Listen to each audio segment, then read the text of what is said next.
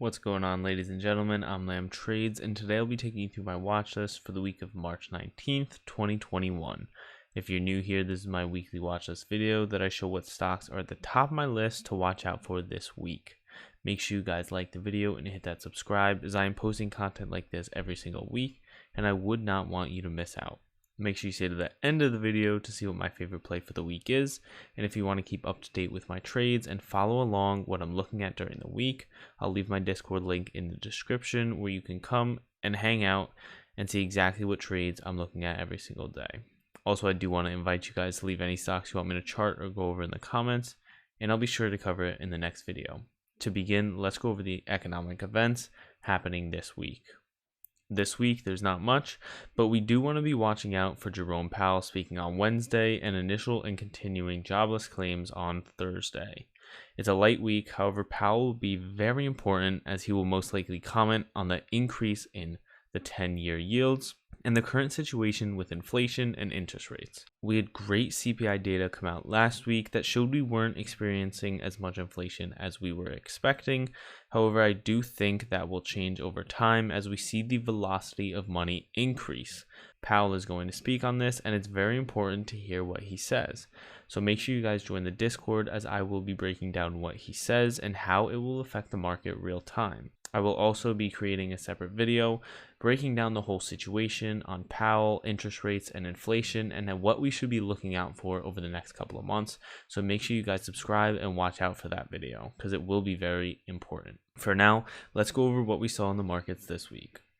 Last week, we had a really rough week, and it was set up pretty nicely for a rebound off of that nice bullish close on Friday. We opened up kind of flat and eventually rallied higher as bond yields kind of took a dump. We had an auction for bond yields on Wednesday that showed us that we were kind of neutral. The volume was there and there were buyers on bonds, and the yield did not change. However, after a sharp gap up on yields on Friday, we did see a huge sell-off in equities as those growth names did take a hit with the yields increasing. But if we look at Wednesday and Thursday, we saw a great increase in stock prices as yields kind of chilled out. The one thing that I do like, and it is pretty bullish, is that we did see a nice bounce off of that 390 previous resistance, use it as support, which is one of my favorite setups, and it is a very bullish sign going into next week. If we do take a look at that 4-hour, as we were watching last week, we wanted to break out of this downtrend, and that's exactly what we saw. So once we saw a break of that downtrend, we did retrace, and we did gap up above the 200 SMA with that break, with a pullback back to that 200 SMA and that resistance trend line turning both support, and we rallied all the way up to 396 on Thursday after we bounced, which was very, very bullish. All of this should be positive going into the next week. However, I do think we may see a hit due to Powell and him talking about yields and inflation. Inflation is not good for the market, especially for those tech names. As yields begin to rise, it places pressure on those growth names that have run up hundreds of percentage points this year. Rising yields and rates are not a bad thing, as they represent the economy is growing and beginning to open back up again, so it is nothing to be worried about. However, in times like this, those value names may be a better investment. I will be watching SPY to hold this 390 support and possibly make that leg up to $400 a share this week. That would be pretty cool. We are expecting a lot of inflows into the market with the $1,400 stimulus checks, so we should get a push up in stock prices. However, as I have said before, I do believe that $400 to $420 level are very psychological in the market and could play a big role. So that's up here in that higher range. As we hit those levels, people may begin to realize the type of market we're in, how much we're up for those March lows, and inflation, I think, in reality will set in. There's a lot of anticipation in the markets right now, so it's very important we stay informed and not risk more than we're willing to lose. And as always, keep investing in those high conviction plays, as 5 to 10 years down the line, let's be honest, there's pretty much over a 90% chance that the S&P 500 will be higher than it is today. But that's more long term. If we're looking at short term, we do want to watch for that $400 to $420 level. But now let's get into the plays we were watching this week. The first play we were watching was Rocket, and we said that $25 level was very key, and we saw a gap below before retesting as resistance in pre-market. Once we break through, we ran to about $28 a share, and we did that again on Tuesday before using that 25 previous resistance as support on Wednesday, and we rallied to almost 28. This was one of those key levels we were watching in Rocket, as it has played a big role in acting as resistance. And if we go to the 4-hour, we can see that Rocket has a lot of these levels because of a move like this, it creates a lot of gap up and gap down opportunities. Some of these important levels are $25 a share, $26.77, $28.64, $30.16, and $34.11. If we can get a break above, we usually gap up to the next level. And I think that's what we've been seeing over the past couple of days, is Rocket just getting used to these levels and reacting. I do like, however, how we were able to hold above that $25 level after ex-dividend date. And I do think if we can continue to hold, we can possibly run to the upside after a break of these levels. But I will be watching for Rocket to hold above, and if it doesn't hold above, it's an easy play to the downside, back down to that $22 to $23 range. I love this company long term, so I'm more so adding shares versus buying puts. But you play however you would like. We are traders, so we have to learn how to play to the upside and the downside. The next play that we were watching last week was Palantir, or PLTR. After a very volatile few weeks, we finally got a push above that $26 level that we were watching. We saw a huge gap down on Friday with a bullish run up into close, and it closed actually at the high of the week, which is very, very bullish going into next week. So what we saw this week was really a bounce off of that 22.5 support and run all the way up past 26, nearing that $27.7 to $28 resistance. Those are the two levels that we've drawn out, and I'm going to be watching for this week. I believe that once we get through there, we should be able to retest that 200 SMA on the 4-hour, which is sitting around $29 a share. And once we get that, we can possibly run to $30 to $40 a share, which would be very, very nice on Palantir. But for now, we got to break through that $27.7 to $28 range, so I'll be watching for that on Monday. This is one definitely to watch out for this week because Palantir did outperform tech on Friday pretty nicely, so I'll be keeping an eye on that. And the final play that we were actually watching was Tesla. Now, on Tesla, we were watching for a bounce off of the support level and trend line. And boy, did we get one. Tesla rallied 32% on Tuesday and Wednesday and surprisingly held up even with rising yields.